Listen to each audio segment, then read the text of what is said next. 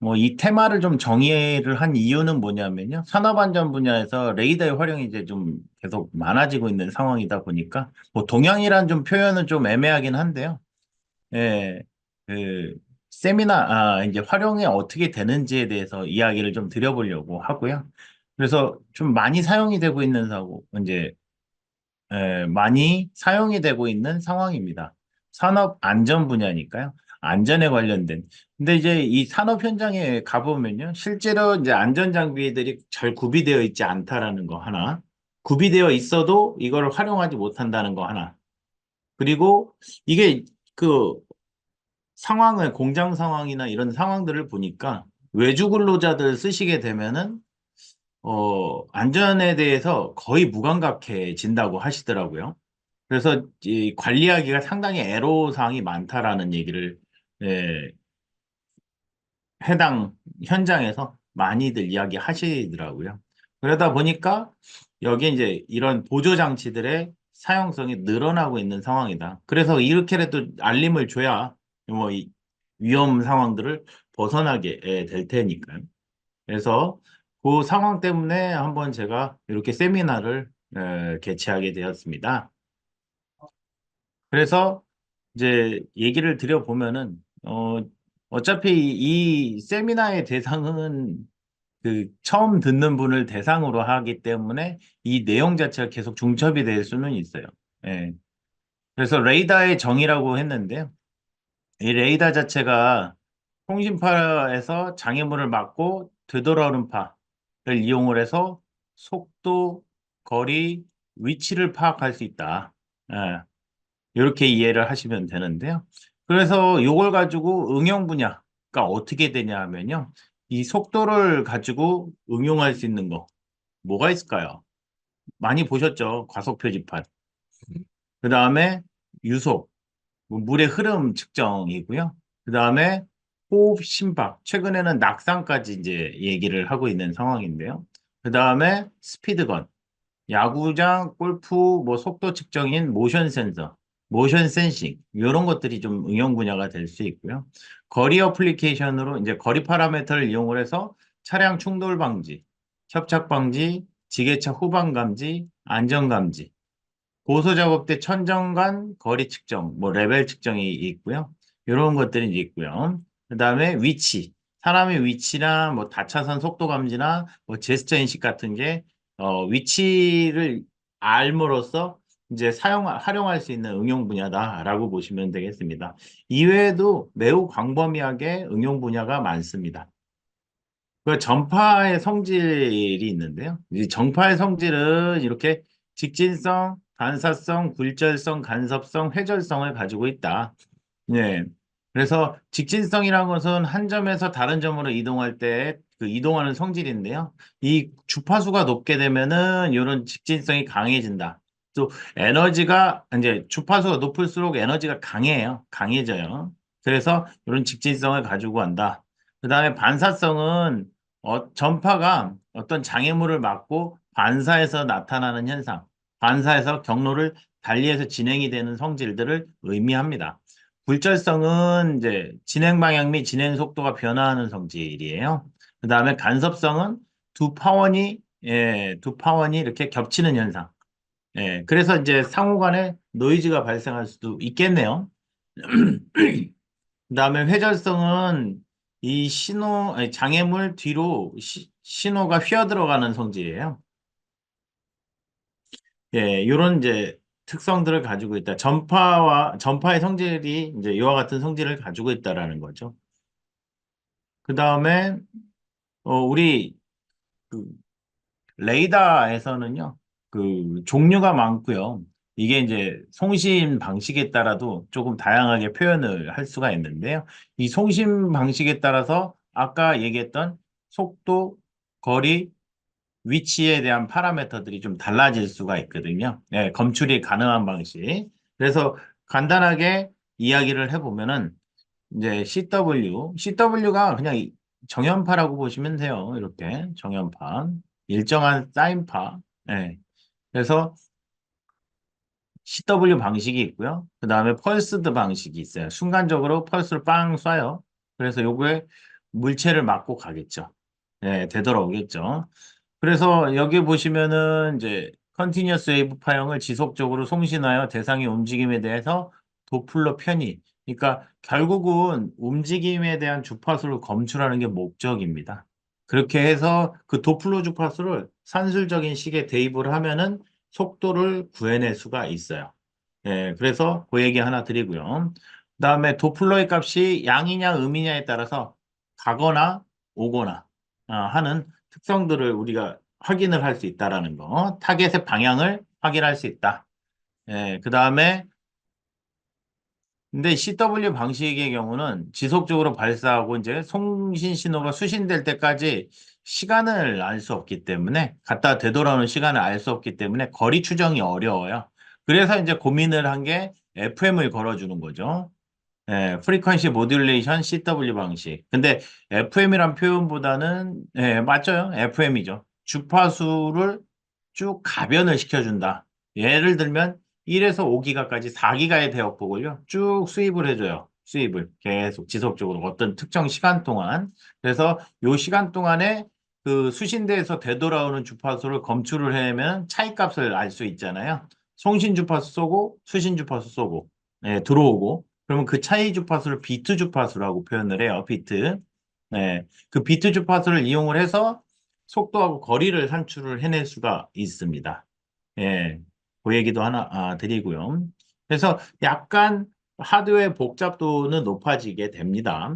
그 다음에 펄스드 방식은 순간적으로 펄스를 쏜다고 보시면 돼요. 그래서 일정 펄스를 쏘고 갔다가 되돌아오는 파형을 이용을 해서 예, 거리하고 속도를 알 수 있어요. 이거는 이제 타임을 정확하게 알기 때문에 빵 쏘고 되돌아오는 시간을 이용을 해서 거리 값을 확인을 할 수가 있어요. 예, 기본적으로 샘플링을 하게 되면 그 샘플링한 데이터를 빈이라는 저장소에다 집어넣거든요. 그래서 거리 값을 알 수가 있다라는 거 하나 말씀을 좀 드리고요. 이제 갔다가 되돌아오니까 속도도 알 수 있는 거고요. 그래서 거리 속도는 기본적으로 알 수가 있다라는 거. 여기에 이제 위치를 알려면 어떻게 해야 되냐면 안테나가 하나씩 더 있어야 됩니다. 저희 회사에서 취급하는 게 이제 CW, FMCW, 펄스 이게 다 취급을 하고 있어요. 그래서 이런 것들을 이용을 해서 우리 확인을 해볼 수 있다라고 보시면 되겠고요. 그 다음에 송신 방식별 특징인데요. 이 속도 검출이 CW 가능하고 뭐 이제 여기에는 그 네 가지 방식이 다 가능해요. 가능해요. 그 다음에 거리는 CW는 불가능하고 나머지는 가능하고요. 전력은 이게 이제 펄스드 방식하고 IRUWB 방식이 조금 구분하기 어려우시면 이제 거의 동일한 방식이라고 지금은 생각을 하셔도 됩니다. 순간적인 펄스를 쏜다. 송신한다. 이렇게 이해를 하시면 되겠고요. 그래서 저전력 구조라는 거예요. 이렇게 들어가는 파형 자체 있잖아요. 그러니까 송신 파형이 이 내부의 에너지 성분이거든요. 에너지 성분이 적기 때문에 저전력이 가능해요. 대신에 CW나 FMCW 같은 경우는 고전력이라고 볼 수가 있어요. 상당히 높은 파워를 소비를 한다. FMCW는 특히나 그렇습니다. 계속적으로 스위핑을 해줘야 되거든요. 특정 시간 동안. 예. 그래서 그 부분이 이제 전력을 많이 소비한다. 그다음에 구조는 이제 CW는 단순하고요. 나머지는 다 단순해요. 근데 FMCW 방식은 굉장히 복잡도가 늘어난다라는 거. 그 첩 제너레이터라는 게 있어요. 말씀드렸듯이 주파수를 지속적으로 수입을 해줄 수 있는 수단. 그래서 이제 그 얘기가 하나가 있고 구현 난이도는 복잡도를 갖습니다. 예. 그 다음에 정밀도 면에서요. 일단은 거리 정밀도거든요. 기본적으로 보는 게. 그 거리 정밀도가 FMCW 관치 60GHz 같은 경우는 2.75cm일 거예요. 제 기억으로. 그 다음에 CW는 센치의 개념이 별로 없어요. 일단은 거리 값을 산출을 못하기 때문에 그렇거든요. 속도에 이제 해상도가 존재를 하긴 하겠는데 속도 해상도는 굉장히 조밀하게 줄 수 있어요. 그건 샘플링에 그 의존적이기 때문에 그래요. 그 다음에 그 펄스드 방식 같은 경우는 1cm 언더라고 보시면 됩니다. 예, 1cm. 상당히 고정 밀도를 가져요. 펄스 방식과 IRUW 방식 자체가요. 그 샘플링 레이트가 상당히 높기 때문에 그런 상황이 됩니다. 그 다음에 거리 범위를 보면은 이제 CW가 한 대략적으로 200m. 그 다음에 FMCW는 100m 정도? 한 1, 200m 사이인데요. 그 다음 펄스 방식은 이제 20m에서 10m에서 20m.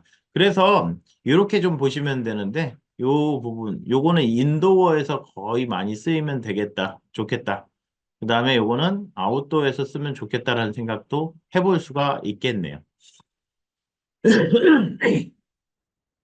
그 레이더의 송신 방식으로서는 연속파 방식하고 펄스파 방식이 존재를 하는데요. 이 연속파 방식은 5.8기가, 10기가, 24기가, 60기가, 77기가, 120기가, 240기가까지 존재를 합니다.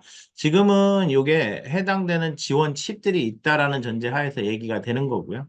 예, 요게 지원하는 칩들이 있겠죠. 네. 칩으로 쓰시는 게 훨씬 더 유리하고 편합니다. 근데 이제 그냥 트랜지스터 레벨로 하게 되면 쉽지는 않아요. 여튼 간에 뭐 이런 얘기가 있고요. 전파의 특성을 이제 타기 때문에 이게 뭐 한 가지 주파수를 써서 커버를 하기는 조금 애매한 면도 있어요. 그 얘기. 그 다음에 10기가는 원래 실내 쪽에서 사용을 하고 있는데 지금 그 얘기를 들어보니까 이제 10기가도 야외에서 쓸 수 있는 형태로 지금 그 제도 개선을 하려는 움직임이 보이고 있고 아마 내년에 확정이 될 걸로 예상이 됩니다. 그 다음에 60기가는 고정밀이고 이게 좀 많이 쓰여요. 전 세계적으로 비면허 대역이다 보니까 그 다음에 대역폭도 넓으니까 거리 해상도가 되게 높거든요. 네, 그래서 60기가가 많이 쓰이고요. 77기가는 대표적으로 쓰는 게 뭐냐면은 그 차량 충돌 이제 차량 후방 감지, 전후방 감지할 때 충돌 방지용 레이더로 사용을 해볼 수가 있겠습니다. 그 다음에 펄스파 같은 경우는 UWB 방식, 비면허 대역이에요. 7에서 10기가가. 그 다음에 60기가도 마찬가지로. 그래서 펄스 코어런트 방식이라고 해갖고 요 방식이 있고요. IR UW 방식에서 이렇게 방식이 있습니다. 네, 그렇게 보시면 되겠고요. 본격적으로 이제 얘기를 해보면은요.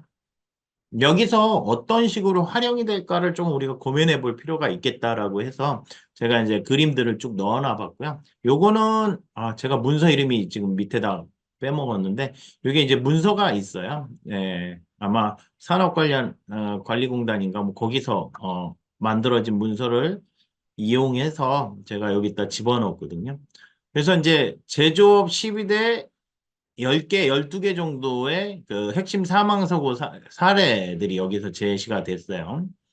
그래서 좀 일반적으로 보기에 이런 게 사고가 날까라는 얘기를 할 수는 있겠어요.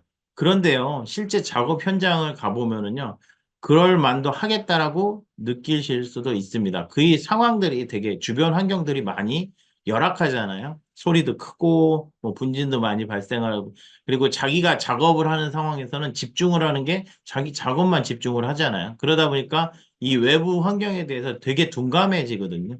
그러다 보니까 위험 소지가 되게 많은 거죠. 그러니까 지금 상황에서 거의 그냥 수동형이라고 해야 될까요? 네, 수동적으로 지금 방어를 하고 있는 상황으로 보실 수 있겠는데요. 지금 뭐 지게차에 지게차 이게 후방을 보질 못해서 이 사람이 이렇게 다친 상황도 있네요. 그래서 이 지게차 후방 감지 레이더가 써볼 수 있는 상황이 될 겁니다. 그다음에 후방 영상 장치, 후방 영상 장치를 이용을 해서 이제 조금 보조 수단으로서 우리가 사고를 좀 좀 덜 나게 할 수 있는 방식이다. 그다음에 요 크레인 끼임 사고들, 크레인 끼임 사고들이 날 수도 있다. 이런데 이제 앞에다가 레이더를 붙여놓고 이제 뭔가 이렇게 요 철제물과의 거리를 조금 보가지고 위험을 위험 알람을 준다든지 하면 좋겠네요. 그러면 컨베이어 요 끼임 사고 같은 경우는 어떻게 할까요? 요 주변에 주변에 이렇게 펜스를 쳐놓거나 아니면 이런 데다 이제 레이더 감지기를 써요. 그래서 특정 반경에 뭔가 물체가 다가오게 되면은 알람을 주면 되겠죠. 뭐 이런 식으로 아이디어를 좀 짜볼 수 있겠네요.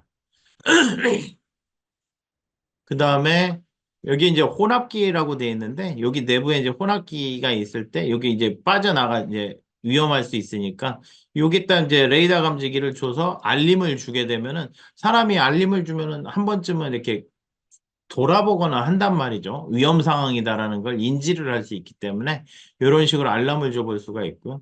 뭐 굴착기하고 이 닫히는 예, 굴착기 떨어짐이라고 표현을 해놨는데 이렇게 사람이 이렇게 떨어지는 사고 사례도 있는데요. 이런 것들은 뭐 당연히 이런 위험 장소 출입 제한, 유도자 배치, 이런 수동적인 형태로 해야 되기도 하지만 보조 장치로서 레이더 감지기를 써보면 어떨까? 뭐 이런 데도 하나 붙여놓는 거죠. 그래서 이런 것들이 이제 가까이 근접하게 되면은 알람을 주는 형태. 그럼 사람은 인지를 할 수 있으니까요. 그 다음에 요거는 후크 샤클이라고 돼 있는데 큰 그 이런 게 이제 물체가 도체 덩어리란 말이죠.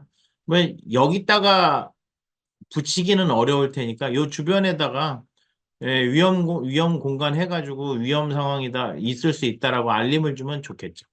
그래서 어떤 특정 작업 반경을 형성을 해놓고 거기에 반경 내에 들어오면은 뭔가 감지를 주면 되지 않을까라고 우리가 시나리오를 좀 생각을 해볼 수 있겠다. 그다음에 이제 여기서 이제 산업용 로봇이라고 나왔죠. 산업용 로봇. 예, 뒤에도 나오겠지만 산업용 로봇의 사고가 상당히 많이 납니다. 저거는 일반적으로 이 펜스를 이용을 해서 펜스를 쳐요. 펜스를 친 다음에 그 문을 여는 순간에 이 로봇 팔들이 다 그 가만히 대기 상태로 들어가게 되는데요. 그래서 이런 것들이 갑자기 움직일 수가 있으니까 무조건 이제 이렇게 레이더 센서로서 뭔가 물체가 감지가 되면은 바로 로봇가 쓸 수 있게끔 구조를 만들어야 되는 상황이 될 겁니다. 예. 그래서 요 사고도 상당히 많이 나고 있어요. 자동차 회사에서 로봇팔을 이용해서 하잖아요, 요새. 그 다음에 화색이 끼임 사격도 마찬가지인데요. 이런 것들은 레이더를 쓰기에는 이 안에서는 좀 어려움이 있을 수 있어요. 여기서 뭘 쓰면 좋을까요? 어떤 센서를 써보면은 이런 끼임 사고들이 위험에 좀 노출이 덜 될까? 예, 계속 알람을 줘야 될 것 같아요. 제가 보기에는. 알람을 주고, 예, 이제 위험 구역입니다. 뭐 이런 식으로 알람을 줘야 될 것 같고요. 그 다음에 요게 이제 그 커튼 센서라고 해가지고 레이저 센서들이 있어요. 그냥 위에서 송신해가지고 아래로 쏘는 거거든요. 그래서 커튼 센서를 써서, 우리가 조금 대처를 해볼 수 있지 않을까. 그 다음에 사출 성형기, 이제 이런 데 끼임 사고들 날 수가 있으니까 이 안의 공간에서 이제 위험 사고, 이제 위험 알람을 좀 줘야 될 것 같네요. 그 다음에 뭐 대들보 떨어짐 이런 것들은 참 어려울 것 같아요. 지붕 대들보 떨어짐 이런 것들은 위에 결착을 좀 잘 해놔야 되고요. 사다리 떨어짐이나 이런 것들도 마찬가지로 이제 위험 상황. 저런 건 있겠네요. 여기다 이동형 레이더 감지기를 써서 여기다 집어넣고 여기다 놓고 안전 감지를 하는 거고요. 지금 작업자가 이렇게 떨어지는 거는 어떤 실수에 의해서 떨어지는 거고 떨어질 수 있으니까 작업자에 대해서 조금 주의 조치나 뭐 어떤 예, 이야기들을 좀 해줘야 되지 않을까 싶기는 합니다. 그 다음에 화물 운반 트럭 떨어짐 이런 것들도 사고가 많이 나고 있네요. 레이더를 쓰기에는 좀 어려운 환경이긴 하지만 뭐 이런 부분들이 있다라는 거 하나 보여드리려고 집어넣어 놨습니다. 그 공사장에서요. 이제 고려사항이 좀 있을 거예요. 강한 소음, 분진, 철제물들, 온습도 변화 이런 것들이 어떤 이제 그 공사장의 고려사항이 좀 있을 수 있겠네요. 강한 소음이라고 하면 저런 HBM이나 이런 거 있잖아요. 이 철제물들을 박아서 넣어야 되잖아요.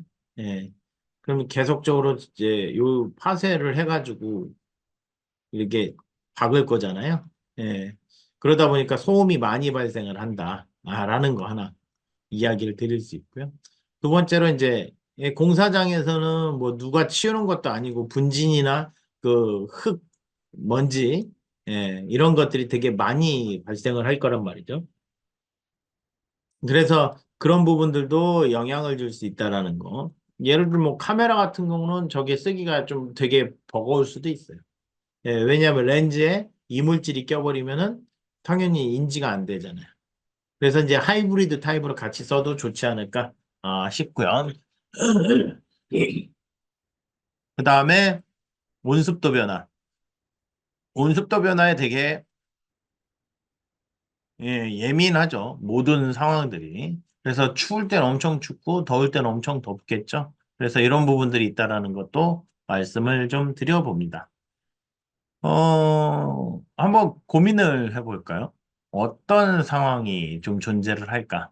실내 차량에서의 이제 조립 라인이 있잖아요. 이 조립 라인에서는 저 로봇팔이 얼마나 돌아요? 이런 식으로 도는 게. 360도 다 돌겠죠. 그래서 그 반경만큼 들어오지 못하게 예, 해야 되는 이제 시나리오는 존재를 하겠네요. 또요. 근데 요새 뭐 펜스를 안 치려고 하는 이제 사례들도 좀 존재한다고 하는데, 예, 근데 펜스 안 치면 좀 위험하지 않을까 싶어요. 아무리 레이더라고 해도 보조 장치일 뿐이지. 그거를 이제 메인 장치로 쓸 수는 없기 때문에 그러면 이제 다량의 센서가 더 들어가야 된다는 얘기거든요.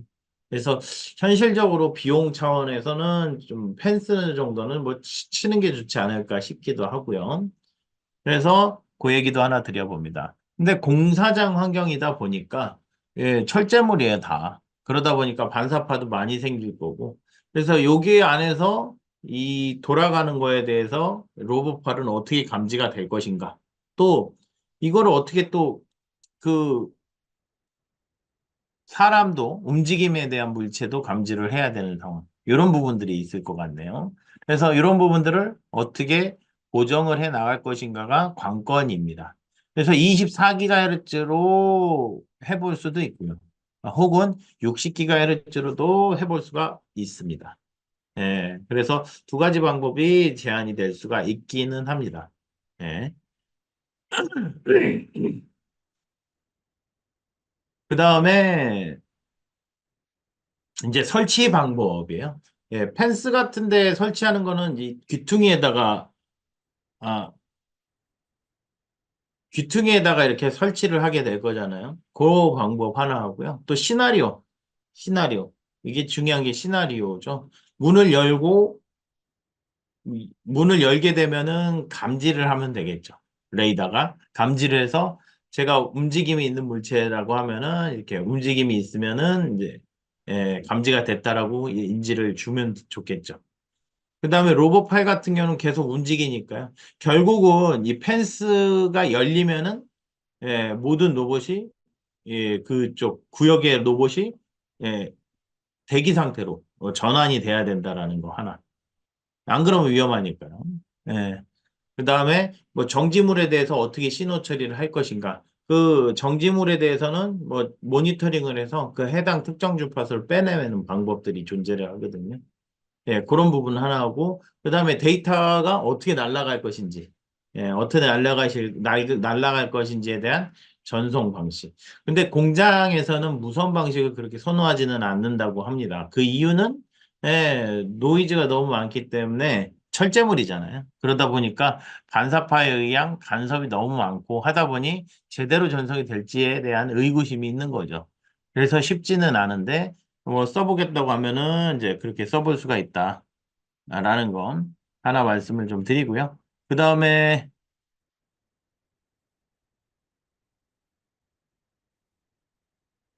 그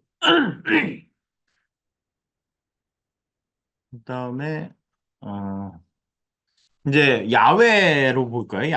야외 공사장은 어떨까요? 야외 공사장.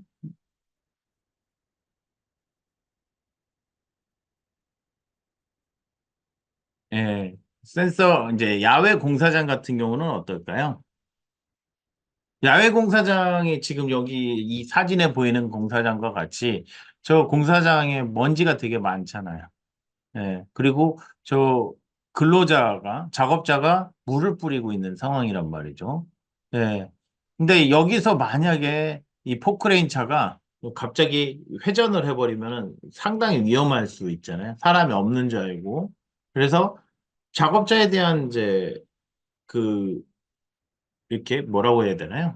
갑자기 생각이 안 나는데, 예, 작업자에 대한 주의도 해야 되는 거고요. 그 다음에 저 운전자도 마찬가지로 주의를 해야 되는 상황.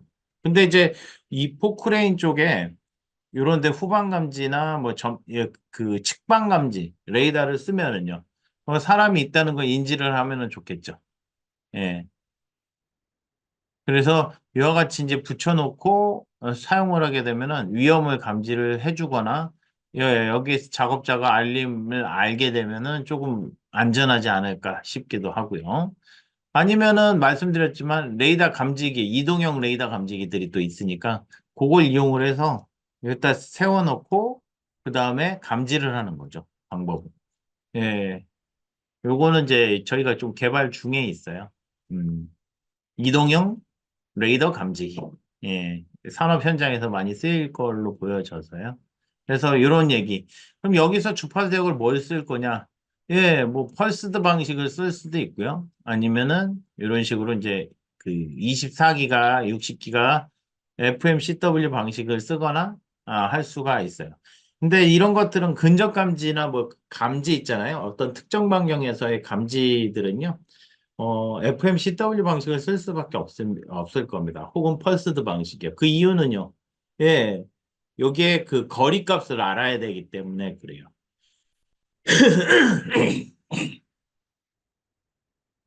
그 이야기도 하나 드려보고요.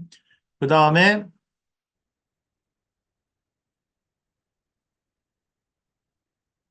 그 크레인 설치 공사장에서는요. 이 크레인이 되게 큰 반경으로 이렇게 움직임이 크잖아요. 그래서 이런 것들도 방어를 좀 이제 시나리오를 만들어서 해줘야 된다.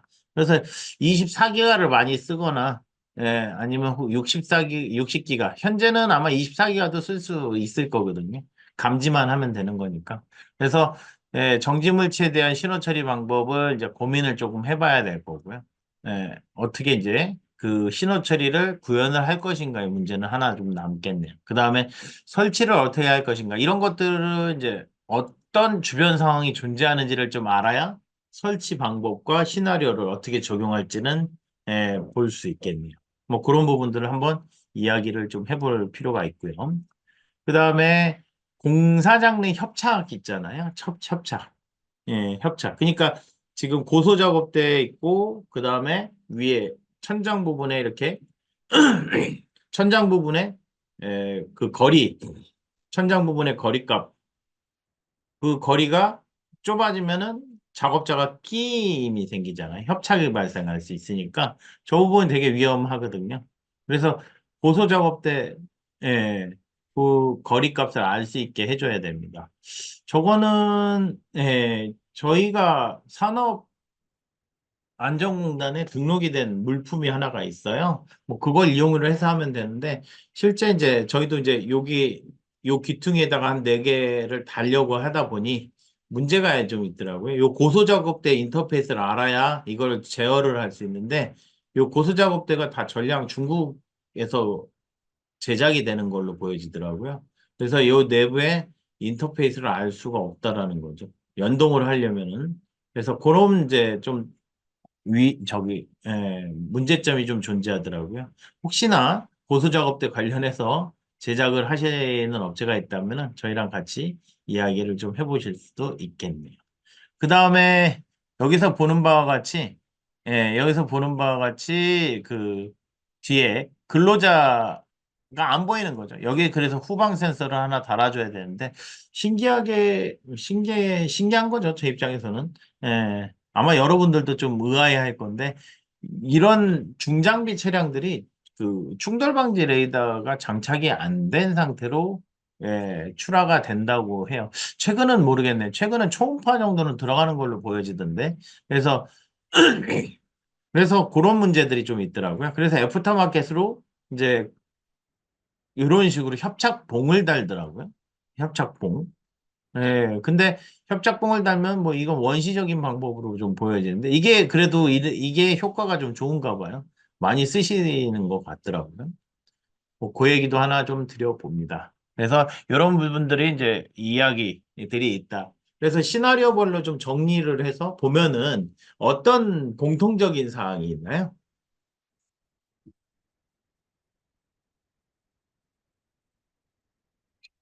어떤 공통적인 사항이 있어요? 그냥 보면은 시나리오는요. 어떤 특정 반경이 존재하고 그 특정 반경 내에 뭔가에 물체가 들어오게 되면은 알람을 준다. 이게 가장 공통적인 사항이에요. 아마 이것만 잘 개발을 해도 괜찮은 비즈니스 모델이 될 겁니다. 앞으로 계속 이게 늘어나게 될 거니까요. 그래서 그런 부분들이 좀 있다라는 거 하나 말씀드려요. 거리값을 알아야 되니까 FMCW 방식을 쓰거나 아니면 펄스드 방식을 사용을 해야 된다라는 거죠. 네. 그래서 그 부분이 있다라는 거 하나 말씀을 드려봅니다. 그래서 이제 센서별 특징이라고 해갖고 레이더, 라이더, 카메라, 적외선, 초음파 이런 식으로 돼 있는데 그 가는 거리 이제 장거리 이제 레이더나 라이더는 장거리이고요. 나머지는 중거리, 단거리 정도 되네요. 뭐 종방향, 횡방향 정확도인데 좌우 방향, 상하 방향의 정확도라고 보실 수 있겠네요. 그래서 횡방향의 정확도는 뭐 비슷비슷하네요. 카메라는 종방향이랑 횡방향이 상관이 없겠죠. 그 다음에 날씨 영향. 날씨라고 하면 뭐 어떤 상황들이 좀 존재할까요? 어떤 상황들? 처음에 날씨. 날씨 하면 비 많이 오는 거, 폭우. 그 다음에 눈 많이 내리는 거, 폭설. 그 다음에 열이 많이 나는 거, 폭염. 폭염. 이 정도가 되겠네요. 또 뭐가 있죠? 안개 많이 낀 상황. 이 상황에 지금 날씨의 영향을 안 받는, 눈 올 때. 그래서 날씨의 영향을 안 받는다라는 사실. 거의 안 받아요. 근데요, 제가 한번 해보니까 작년인가 재작년에 비 되게 많이 왔을 때 있거든요. 그 비 많이 왔을 때 그 레이더 앞에 이제 충돌 방지 레이더잖아요. 그 레이더를 켜보니까 잘 인지하고 가더라고요. 마지막에 한 번씩 끊기긴 하더라고요. 너무 비가 많이 내려서 앞이 안 보일 정도였었는데요. 그래도 인지도는 한 95% 이상 되더라고요. 예, 뭐, 예. 그래서 괜찮다라는 거 하나 말씀을 드리고요. 그 다음에 날씨 영향, 조도 영향, 가격, 주기 뭐 이런 식으로 우리가 볼 수 있겠다. 라는 거 하고요.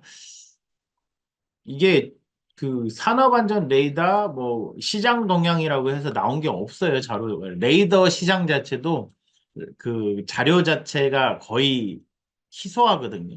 그러다 보니까 좀 제가 그냥 생각나는 걸로 찾아서 한번 보여드리는 건데, 뭐 레이더 관련된 식량의 장거리 레이더, 중거리, 단거리 레이더 해가지고 지금 나오고요. 이제 2021년에 이런 식으로 커지겠다라는 거. 근데 산업용에서는요, 200m 정도가 좀 많이 쓰인다? 그래서 중거리, 장거리 용도가 좀 존재한다라는 거, 보시면 되겠고요. 이런 식으로 마켓이 형성될 것이다라는 거죠. 그 다음에 여기서 이제 레이더 시장의 연평균 성장률 자체가 5% 이상씩은 계속 성장을 하게 될 것이다. 센서니까요. 그래서 글로벌하게도 저렇게 이제 5% 정도가 성장을 하게 될 건데 지금 여기 2021년에 263억 달러예요, 달러. 26조 정도 되는 거죠. 30조 시장. 그다음에 방위산업용 용도가 있고요. 상업용으로 쓸 거. 그래서 상업용으로도 지금 발전을 많이 하는 상황이다라는 거 하나 말씀을 드립니다. 계속해서 시장은 커지게 될 거고요. 그래서 레이더 센서의 장치 발전 동향, 장치 개수죠, 개수. 개수가 해마다 늘어나고 있어요. 그래서 이런 식으로 2020년부터 5년 동안 향후 얼마만큼 늘어날 것인가. 대한 이야기가 이렇게 지금 나오고 는 거고요. 900만 개, 1000만 개 뭐 계속 늘어나고 있는 상황입니다. 그래서 여기 이 시장 동향에서 보셨듯이 계속 레이더의 쓰임새는 되게 많아지게 된다라는 거. 예. 그래서 그 이야기를 하나, 드리고요. 예, 요 정도가 이제 오늘 이야기를 드리겠습니다. 뭐 산업안전에 대해서는요, 요 시나리오를 잘 이해를 하셔야 된다라는 거. 이제 사고가 어떤 사고가 많이 나는지, 그리고 그 사고에 대해서 어떤 식으로 이제 그 감지를 할 것인지, 센싱을 할 것인지, 그 다음에 감지 거리는 얼마인지, 감지 반경은 얼마인지, 이런 것들을 고려를 해서 레이더를 설계하거나 예, 말씀드렸지만 뭐 레이더가 만능은 아니에요. 다만 예, 제발 예, 레이더만 그 레이더 의의 퓨전 카메라랑 같이 섞어서 쓰면은요, 아주 훌륭한 형태로 만들어지게 될 겁니다. 그래서 그런 부분이 있다라는 거. 지금 그러니까 이렇게 아이템을 비즈니스 아이템을 잡으셔도 좀 좋을 것 같아요. 예. 여기까지가 이제 오늘 대략적인 이야기이고요. 그러면 이제 질문하신 거 몇 개인데, 있으신데요. 24기가 레이더의 활용은 지금 여기 보셨듯이 이 제조 쪽 관련돼서, 여기에 관련돼서 사고에 다 많이 쓰여요. 24기가가, 적정성을 좀, 감지의 적정성을 가지고 있어요. 예. 그 얘기인즉슨 60기가로 올라가면은 감지가 안 되는 영역들도 좀 존재해요. 왜냐하면 직진성이 워낙 강하다 보니까. 예, 그래서 그런 부분이 하나 있다라는 거. 그래서 24기가가 좀 적정한 주파수 대역이다라는 거 하나. 야외에서 쓰기에, 그다음 혹은 실내에서 쓰기에. 근데 실내에서 쓸 때는 가격이 좀 높다라는 문제들이 좀 대두가 되고 있고요. 실외에서는 좀 많이 쓰이는 편이고요. 그다음에 레이더 센싱 인터페이스 얘기하셨는데 TCP도 있고 RS232도 있어요. 예, 그래서 이제 어떻게 구성하느냐가 관건인 거죠. 만약에 이제 다른 것들, 그, 다른 것들이라고 하면은, 만약에 저희는 이제 그 예를 들면 V-PR100이라는 모듈이 있는데요. 거기에는 RS232로 돼 있는데, 변환기를 써서 이더넷으로 인터페이스로 만들 수도 있습니다. 뭐 그런 식으로 하시면 돼요. 물은 투과가 안 되고 반사가 돼요. 예, 그래서 물 같은 게 높이를 측정하기에 좀 용이하죠. 예, 그래서 얼음도 두께도 확인을 해볼 수가 있어요.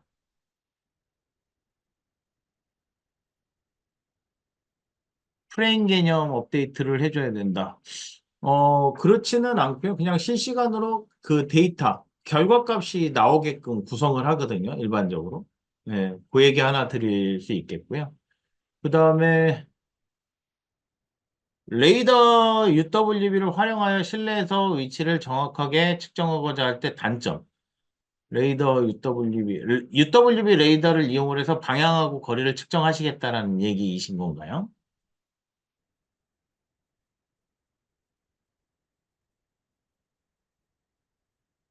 아, 네. 가능하죠. 예, 가능하죠. 예, 다만 이제 UWB 레이더가 예, 방향 거리 가능하죠. 예. 최근에 나온 게 2T 2R 레이더가 있어요. 예, 그래서 X7인데 곧 저희도 이제 프로모션 중인데 예, 그걸 이용을 해서 하면은 거리값하고 위치값이 나옵니다. 예, 그래서 10m 내에서 쓰시기에는 뭐 유용한 솔루션이 될 거고요. 또 또 뭐 계속 질문하세요. 속도라는 게 이제 뭐 속도 레이더로 속도는 확인을 할 수 있죠. 네. 그 충돌 방지 레이더가 상대 속도를 가지고 측정을 하는 거니까요. 음. 그래서 그런 부분이 있다라는 거 하나 말씀을 드립니다.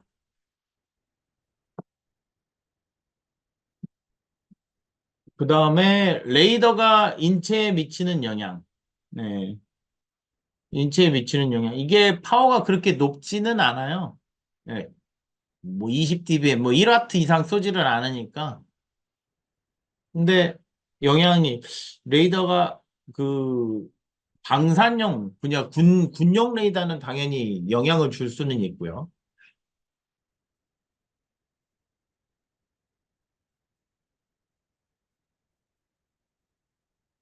차량과 같이 움직이는 물체의 외관 굴곡에 따라서 레이더를 이용해서 거리를 측정할 때 측정값의 데이터가 그렇게 크지는 않을 거예요.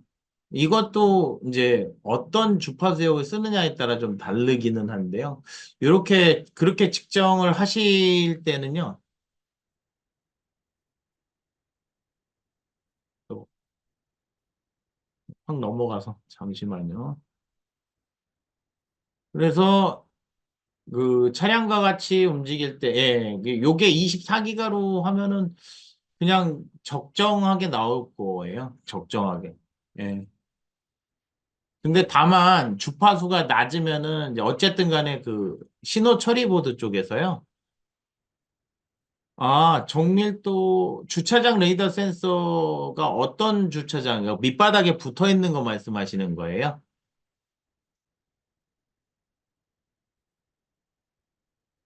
아니면은 어떤 거일까요?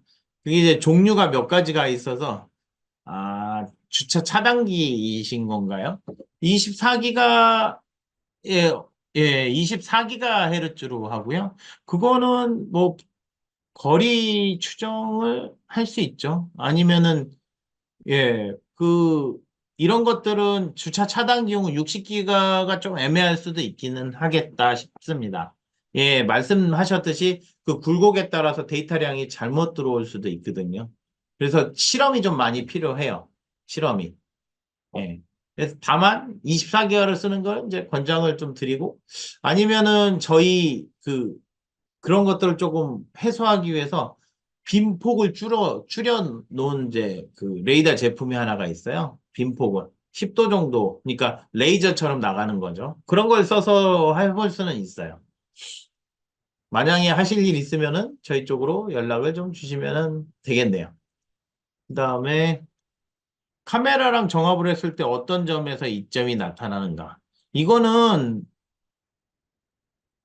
이점이 많죠. 어쨌든 간에 이 레이더 자체가 100%가 아니기 때문에 그래요.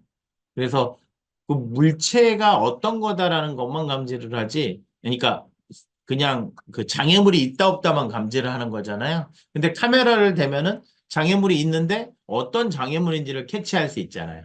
그래서 두 개를 같이 퓨전으로 쓰는 게 가장 이상적이에요. 그러면 정밀도도 상당히 높게 올라갈 수밖에 없고요. 이게 그냥 중장비 업체도 얘기를 비포 마켓으로도 들어갈 수 있는데 애프터 마켓도 시장이 상당히 커요.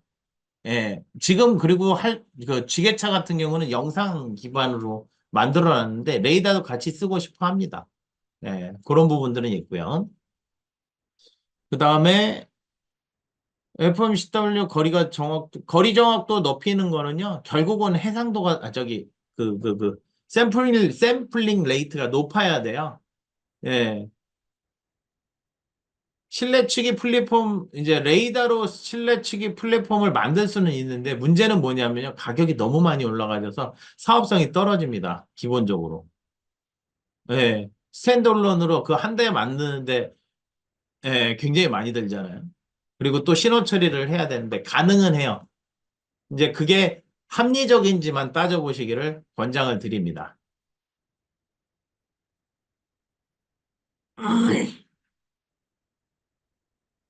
레이더가 장착된 물체가 움직이는 경우에도 주변 상황에 대한 거리값들을 그건 좀 처리를 잘 하게 되면은 가능해요. 예. 레이더가 장착되면 이제 이게 차량 충돌 방지 레이더인 거잖아요. 그래서 그 차량 충돌 방지 레이더에서 물체가 계속 움직이면서 가는 거잖아요. 그죠? 예. 그러니까 레이더 신호 처리를 잘 하면은 네, 가능합니다. 당연히. 그 다음에 FOV를 얼마나 높일 수 있게 하나만 쓸 생각 안 하시고 여러 개 쓰면 되잖아요. 두 개 쓰면은 좀 더 FOV가 넓어지겠죠. 대신에 이제 카메라 같은 경우는 전면만 볼 수 있잖아요. 전면. 그 FOV가 그렇게 넓다고 볼 수가 없겠죠. 예, 그래서 그런 부분들은 고민을 좀 해볼 필요가 있다. 그래서 이 영상으로 다 안 해요. 예, 영상으로. 그래서 레이더를 쓰는 게 조금 더 이상적일 수도 있기 때문에 좋을 수도 있기 때문에 120도짜리도 있어요. 120도 정도가 이제 좀 넓은 감지각도인 거거든요. 그래서 그 정도 생각하시면 되겠습니다. 레이더에서는요. 그리고 이게 넓은데 써야 될 수도 있고요. 아니면 좁은데 써야 될 수도 있어요. 좁게 써야 되는 경우는 충돌 방지 레이더 같은 경우는 거리값만 확인을 해야 되잖아요. 그리고 안전 감지 레이더는 좀 반경이 넓으면 좋겠죠. 하나만 쓰지 말고 여러 개를 달아주면은 좀 아이디얼하게 사용을 할 수 있다. 그렇게 이해를 하시면 되겠네요. 또 뭐 궁금하신 거 있으십니까?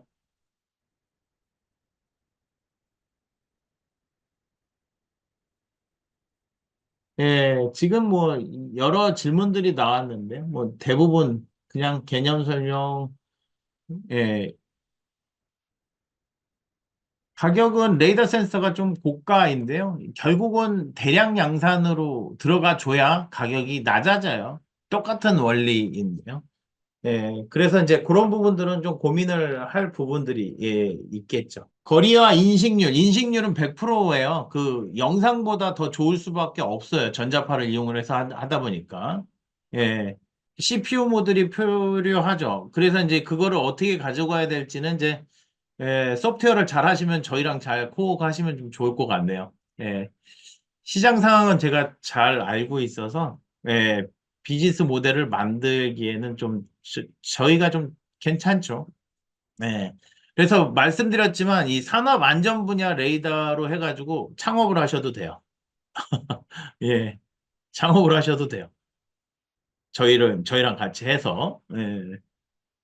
그래서 이게 괜찮은 아이템이에요. 하나에 따 말씀드렸지만 예, 예. 그래서 그 예, 같이 과제도 같이 하실 수 있어요. 뭐 뭐든지 다 열려 있으니까요. 어쨌든 간에 저희 같이 이 산업을 패러다임을 바꿔 보시고자 한다면은 저희랑 같이 하셔도 무방하죠. 예.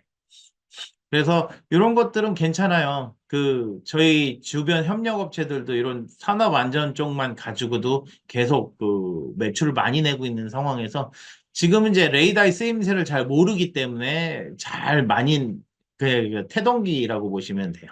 그래서 쓸 수 있는 것들이 많으니까요. 한번 고민을 해보실 수 있는 부분들이 많이 있으실 겁니다. 예. 그래서 24기가가 조금 주가 될 거고요. 60기가는 60기가도 쓸 수 있어요. 쓸 수 있고요. 대신에 이제 몇 가지 그 뭐야 그 안테나 개수가 많이 늘어나 있는 상황에서 이렇게 하면은 좀 좋을 것 같네요. 여러 가지 또 이야기들이 좀 많이 있으니까요. 코너 뒤쪽에 있는 사람도 인식할 수 있는 코너 뒤쪽에. 이거는 이제 감지 각도 안에 있으면 범위 안에 있으면 다 인지를 할 수 있죠. 예. 감지 각도 안에 있으면 다 인지를 할 수 있죠. 코너라고 할지언정. 이 UWB가 좀 이게 장단점이 있다고 그랬잖아요. 10기가다 보니까 전파의 그 투과성, 벽도 좀 일부 투과하고 유리도 잘 투과를 해요. 주파수가 증가하면 증가할수록 그 투과성이 조금 떨어지거든요. 예. 그래서 UWB가 조금 더 이렇게 잘 파가 퍼진다? 이렇게 좀 이해를 해볼 수가 있겠네요.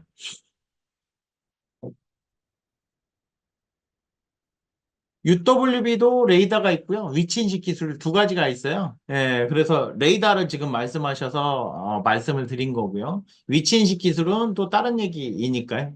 뭐 컨셉은 비슷한데요. 예, 위치 인식이니까 마스터하고 슬레이브 관계에 있어요. 그러다 보니까 이제 그런 여러 개념들이 좀 존재를 하고요. 또 뭐 궁금하신 거 마지막 질문 받겠습니다. 마지막 질문.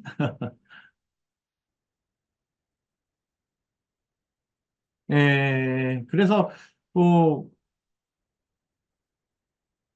예, 달라요. 위치 말씀드렸지만 세계 3변 측량이라고 하죠. 예, 3변 측량을 해가지고 구해낼 수 있고요.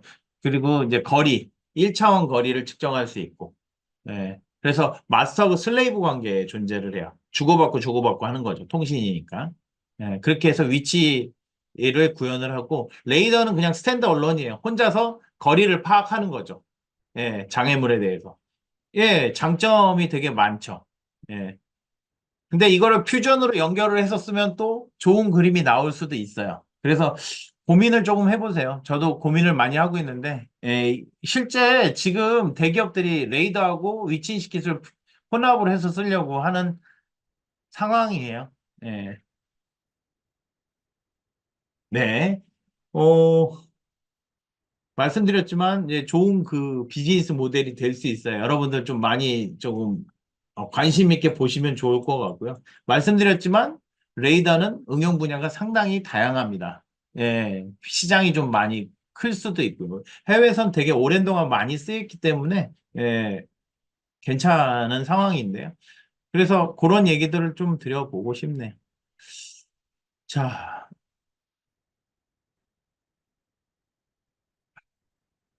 저희야 뭐 꾸준히 하고 있어요. 뭐 저희의 나름대로의 영역을 확보를 해가면서 가고 있으니까 뭐 다양하게 진행을 하고 있는데요. 예. 그래서 여러분들도 이제 여러분들 회사에서 하나 아이템만 잡아서 이게 여러 아이템 하시지 마세요. 예, 레이더는 여러 아이템 하면은 되게 힘들어요. 상당히 어렵고. 그래서 한 아이템만 정의해서 그냥 꾸준히 가져가시면 시장이 상당히 커요. 아까 얘기했지만 속도 관련해서 만약에 하겠다 하면은 속도만 하시면 돼요. 다른 거 하지 마시고요. 예. 거리만 하면은 거리 충돌 방지나 뭐 이런 것들. 예. 그 다음에 위치 나온 거 있으면 위치. 뭐 이런 식으로 좀 테마를 정하시면은 굉장히 좋은 비즈니스 모델도 되실 거고요. 예. 전반적으로 제가 얘기를 다 드렸으니까요. 추후에 궁금하시거나 뭐 제품에 관련해서 궁금하신 게 있으시면은 저희 쪽으로 문의 주시면은 저희가 응답을 드리도록 하겠습니다. 그러면 오늘 세미나는 이것으로서 종료하도록 하겠습니다. 수고하셨습니다.